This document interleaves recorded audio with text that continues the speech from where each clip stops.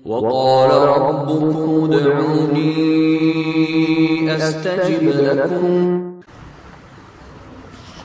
Teman-teman sekalian, pengobatan yang diajarkan oleh Nabi SAW itu ada 3. Dan harusnya kita tidak luput dari ketiga ini. Yang pertama adalah pengobatan obat-obat alami. Ya. Obat-obat alami ini hanya menggunakan apa saja yang ada di sekitar kita. Contoh misalnya tentang penyakit demam, ya, yang sudah umum. Artinya semua orang pasti akan melalui di masa hidupnya demam. Kita lihat dalam hadis Bukhari Muslim bagaimana baginda Nabi SAW mengatakan innamal humma aw shiddatul humma min fayhi jahannam fa'abridu laha bil ma'. Sesungguhnya demam itu atau demam yang sangat berat berasal dari uapnya api neraka Jahannam. Maka dinginkanlah dengan air. Kata Ibnu Qayyim rahimahullah, segala bentuk kondisi demam saat panas tubuh meningkat tajam dapat diterapi dengan menggunakan air. Melalui 2 cara. Yang pertama, dari arah luar yakni dengan cara mengkompresnya, menggunakan air dingin atau es dengan tujuan menurunkan derajat panas. Dan yang kedua, meneguk air melalui mulut sebanyak mungkin ketika sedang demam. Ini dapat membantu seluruh organ tubuh, terutama 2 ginjal untuk kembali normal melakukan segala aktivitas tubuh. Dan hadis ini juga dikeluarkan oleh An-Nasa'i, Ibnu Majah, Malik, dan yang lainnya. Bahkan ada sebuah athar yang sangat menarik yang diangkat oleh Ibnu Qayyim rahimahullah dalam buku beliau Tibbun Nabawi, pengobatan cara Nabi. Diriwayatkan oleh Abu Nuaim rahimahullah dari Anas ibn Malik radhiyallahu anhu secara marfu, "Idza humma ahadukum falyurashsha 'alaihi al-ma' al-barid 3 layalin min as-sahar." Kalau salah seorang di antara kalian demam, hendaklah ia mengguyur tubuhnya dengan air dingin selama 3 malam di waktu fajar. Dan ini hadis disahihkan oleh Abu Nuaim, juga Abu Ya'la dan At-Tabarani dalam kitab Al-Awsat. Ya, jadi ini contoh bagaimana alaminya, ya, pengobatan alami air, semua orang bisa mendapatkan air. Begitu juga dalam hadis yang lain diriwayatkan Imam Ahmad dari hadis Hasan dari Samura, dikatakan demam adalah sebagian dari pakaian api neraka Jahannam, maka dinginkan api itu dari kalian dengan air yang dingin. Nah, ini contoh panduan nabawiyah, ya, secara kenabian untuk berobat alami, ya. Begitu juga teman-teman sekalian, seseorang muslim tidak meluputkan apa yang sedang menimpa dia dari demam selain ikhtiar ini dengan pengobatan yang kedua, yaitu pengobatan ilahi, ya. Pengobatan ilahi ini dengan 2 sisi, yaitu bagaimana dia meyakini bahwasanya penyakit ini Allah yang ciptakan, maka hanya Allah yang bisa sembuhkan, maka dia pun memohon kepada Allah, berdoa. Dan ada beberapa jenis doa nanti akan coba kita sebutkan insyaAllah, yang diajarkan Nabi SAW dengan memegang tempat sakit lalu membaca. Dan yang kedua adalah dia meyakini kalau semua penyakit itu akan menjadi pembersihan terhadap dosa-dosanya. Sehingga ini akan lebih membantu dia bersabar dalam menghadapi cobaan penyakit tersebut. Yang kadang-kadang membuat penyakit itu bertambah, mungkin teman-teman medis tidak asing dengan teori ini, adalah stres yang dimiliki oleh pasien. Karena dengan stres, beban pikiran, maka penyakitnya makin sulit untuk sembuh. Bagaimana caranya mengobati stres ini? Dia menerima sebagai takdir Allah Subhanahu wa Ta'ala. Ini sisi spiritualnya. Kalau dia bisa kita tanamkan, atau setiap pasien bisa menanamkan dalam dirinya, atau setiap dokter menanamkan kepada pasiennya, kalau ini cobaan dari Allah Subhanahu wa Ta'ala, bersabarlah. Gitu kan? Dia menerima sebagai keputusan Allah, dan dia yakin ini akan membersihkan dosa-dosanya, akan, ya, meninggikan derajatnya, maka stresnya akan hilang. Bahkan para ulama salaf dulu, mereka sangat menikmati proses penyakit sampai kesembuhan. Karena mereka yakin semua itu akan pembersihan. Dalam sebuah athar disebutkan, humma yauman kafaratun sanah. Demam sehari itu bisa membersihkan dosa setahun. Itu disebutkan oleh Ibnu Qayyim dalam buku beliau Tibbun Nabawi riwayat ini. Begitu juga dalam hadis yang lain, ya, kata Nabi SAW, ada dosa yang tidak bisa dibersihkan atau tidak cukup dengan taubat, tapi Allah akan menguji seorang hamba itu dengan penyakit yang akhirnya membersihkan dosa-dosanya. Jadi kalau ada seorang muslim di akhir hidupnya justru kena penyakit kronis dan segala macam, maka itu teman-teman sekalian adalah pembersihan dosa. Dalam sebanyak hadis yang sahih disebutkan, kata Nabi SAW, Allah akan terus menguji seorang hamba di dirinya dengan penyakit, dengan gangguan orang, ya, difitnah, diganggu, di keluarganya, di keturunannya, di hartanya, sampai dia dan keluarganya bertemu dengan Allah tanpa tersisa satupun dari dosanya. Dibersihkan dosa. Penanaman secara ilahi ini penting. Baik dokter kepada pasien ataupun pasien pada dirinya sendiri, sehingga stresnya hilang. Karena dia tahu ini adalah keputusan Allah. Dia tahu ini akan membersihkan dosa-dosanya. Dia tahu ini akan meninggikan derajatnya. Karena semua cobaan akan meninggikan derajat di surga. Ada orang-orang yang mendapatkan derajat yang sangat tinggi di surga karena cobaan-cobaan yang datang. Kata Nabi SAW dalam sebuah hadis sahih, nanti orang-orang yang cobaannya sedikit di dunia, ada cobaan tapi sedikit. Pada saat mereka melihat balasan yang luar biasa bagi orang yang cobaannya berat selama di dunia, dan mereka melalui dengan sabar, maka mereka berharap yang cobaannya sedikit ini kembali ke dunia, kemudian kulit mereka digunting-gunting. Betapa sakitnya kulit itu kalau digunting. Tapi kata Nabi SAW, kalau mereka melihat nanti pada hari kiamat balasan istana yang mewah, dayang-dayang dan segala macam, hanya karena penyakit-penyakit yang sedang menimpa seseorang, dan kemudian dia bersabar, dia berharap kembali ke dunia dan dicoba dengan yang lebih berat daripada penyakit orang-orang tersebut, dengan digunting-gunting kulitnya. Jadi ini penanaman pengobatan ilahi. Kita bisa tambahkan di pengobatan yang pertama, yaitu pengobatan alami ini dengan pengobatan medis. Tapi syaratnya teman-teman sekalian, ini perlu teman-teman medis garis bawahi, terutama Anda yang muslim, gitu kan. Kata Nabi SAW, Allah tidak menjadikan kesembuhan kalian pada hal-hal yang ia haramkan. Jadi kalau secara medis terbukti misalnya, meminum khamr bisa menyembuhkan penyakit ini misalnya, maka kita akan membantah mengatakan tidak. Karena Allah mengharamkan khamr. Tidak mungkin.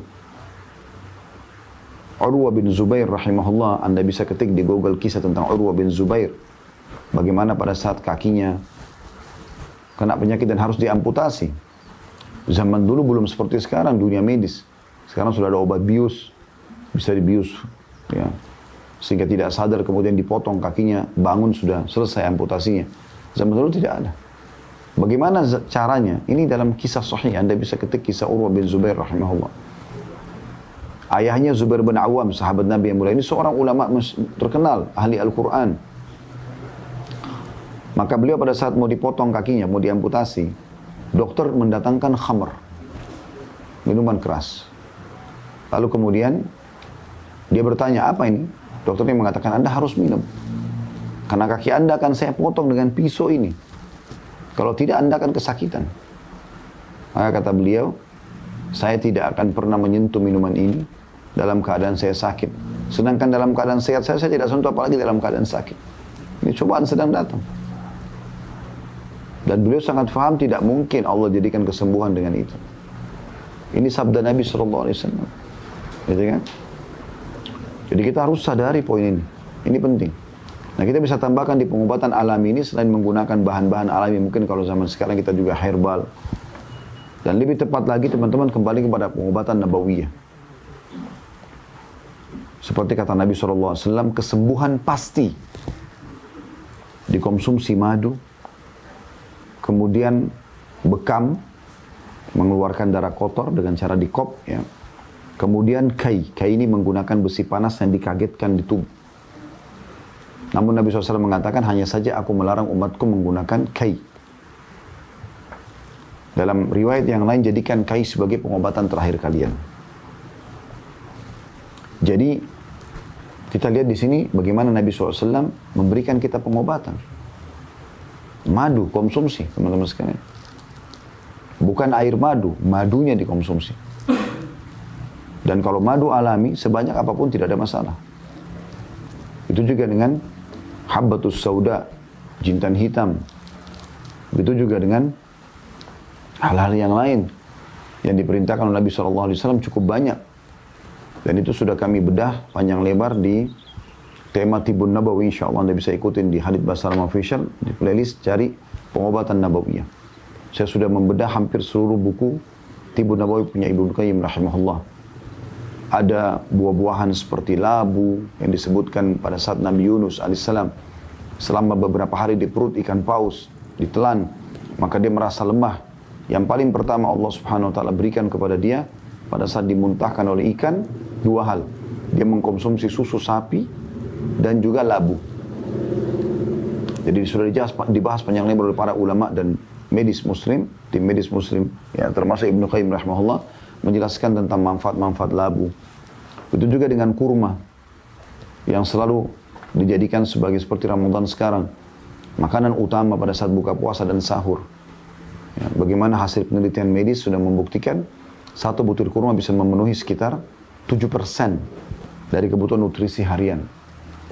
Itu disampaikan oleh Dr. Abdul Daim, salah satu dokter yang terkenal sekali di Mesir. Anda bisa ketik di YouTube Dr. Abdul Daim, Anda akan lihat dokter ini sekarang lagi tenar di medsos. Beliau selalu mempertemukan antara penemuan medis dengan Al-Quran. Nah, di antaranya beliau membahas masalah ini. Dan itu penelitian terakhir. Ya. Diadakan oleh beberapa ilmuwan di Amerika dan di Eropa. Ternyata kurma ditemukan adalah buah yang paling luar biasa dalam memenuhi kebutuhan medis. Dan beliau lalu menyebutkan bagaimana Nabi SAW menyebutkan tentang anjuran mengkonsumsi 7 butir kurma di pagi hari. Terutama kurma ajwa. Yang kata Nabi SAW, sama mengkonsumsi 7 butir kurma ajwa Madinah di pagi hari, maka dia akan selamat dari semua racun dan sihir. Lalu beliau mengatakan, kalau kita konsumsi 7 butir berarti kita punya sekitar 42% kebutuhan nutrisi tubuh kita sudah terpenuhi. Sisanya tinggal dari yang lainnya gitu. Apalagi kalau Anda konsumsi lebih daripada itu. Maka kurma sudah mewakili. Terlebih lagi dalam keseharian kita tidak makan, tidak minum, maka jangan dikagetkan dengan makanan-makanan berat, langsung pedas, ya, langsung gurih. Nanti dianjurkan sunnah Nabi SAW konsumsi kurma dulu. Terutama kurma basah kalau buka puasa, rutab, manisnya alami, lembut. Kemudian Anda boleh minum air putih, habis itu Anda sholat maghrib dulu, kemudian baru Anda kembali memakan makanan yang berat. Karena sumber penyakit juga dijelaskan dalam Islam, teman-teman sekalian, adalah perut. Ya, saya tidak tahu sejauh mana penelitian medis dalam masalah ini, tapi sumber penyakit di dalam agama Islam disebutkan adalah perut. Dan itu Nabi SAW sudah ingatkan. Ya. Di dalam sebuah hadis riwayat Tirmidzi, Ibnu Majah, Hakim, Ibnu Hibban, dan dikatakan hadis ini hasan. Kata Nabi SAW, "Ma mala'a adamiyun wi'a'an syarra min batni bihasbi ibni adam luqaimat yukimna sulbah fa in kana la budda fa'idan fa thuluthun li ta'amihi wa thuluthun li syarabi wa thuluthun li nafsasi." Tidak ada kantong bejana yang lebih buruk yang diisi oleh manusia daripada perutnya sendiri. Cukuplah seseorang itu mengkonsumsi beberapa suap makanan yang dapat menegakkan tulang punggungnya. Jadi kita sebenarnya tidak butuh makanan yang banyak, tapi yang penting kualitasnya. Gitu. Kalau terpaksa pun dia harus makan, diundang orang, segala macam, maka ia bisa mengisi sepertiga perutnya dengan makanan, sepertiga untuk minuman, dan sepertiga untuk nafasnya. Dan ini anjuran yang sangat luar biasa. Memandu kita pada kesehatan alami. Kemudian Anda boleh menggabungkan di pengobatan yang pertama ini, ya, pengobatan alami dengan pengobatan medis. Ya. Mengkonsumsi obat-obat kimiawi yang memang dasarnya bukan bahan-bahan haram. Kemudian yang kedua tadi, pengobatan ilahi. Ini juga, ya, selain secara kejiwaan Anda meyakini ini cobaan dari Allah, Anda terima sebagai takdir sehingga stresnya hilang dan Anda lebih mudah menerima penyakit tersebut. Kemudian Anda juga yakin ini jadi pembersihan dosa, peninggian derajat. Dari sisi yang lain, Anda gunakan pengobatan-pengobatan ilahiyah yang diajarkan. Seperti membaca doa-doa. Ya, membaca doa-doa. Cukup banyak doa-doa yang diajarkan Nabi SAW. Seperti misalnya dalam hadis yang sahih. Kata Nabi SAW, siapa yang merasa sakit, hendaklah dia memegang tempat sakit. Misalnya bagian dada sebelah kiri. Kemudian dia memegang, lalu dia membaca Bismillah, Bismillah, Bismillah. 3 kali. Dengan nama Allah, dengan nama Allah, dengan nama Allah.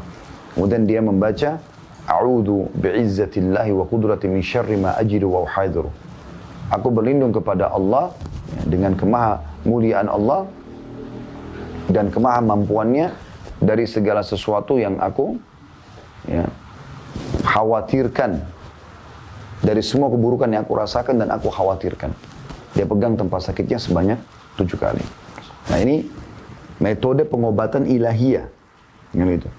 Kemudian juga ada sabda Nabi SAW, beliau pernah ada orang sahabat yang sakit, ya. Tepatnya pada saat itu cucu beliau ya sakit, kemudian beliau memperlihatkan telunjuknya, kemudian beliau menyentuhkan ke tanah, lalu kemudian beliau membaca Bismillahi turbata ardina, ya.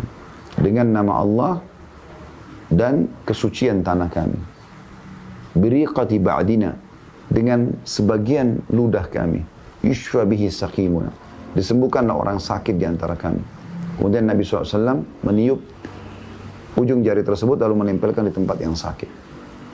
Beliau juga pernah bersabda dalam hadis yang sahih, siapa yang menjenguk orang yang sakit kemudian dia membaca 7 kali, maka pasti Allah akan menyembuhkan orang tersebut selama ajalnya belum datang.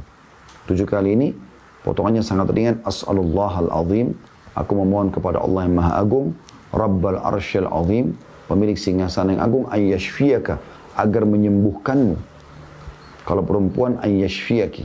Saya ulangi, as'alullahal azim, aku memohon kepada Allah yang maha agung, Rabbal arsyil azim, pemilik singgasana yang agung, ayyashfiyaka, agar menyembuhkanmu. Dibaca 7 kali. Ini ada jaminan dari utusan Allah sang pencipta langit dan bumi. Kalau Anda sedang sakit, Anda sedang ada masalah, yang menciptakan Anda Allah, yang menciptakan penyakit dan masalah itu Allah, yang bisa menghilangkan adalah Allah.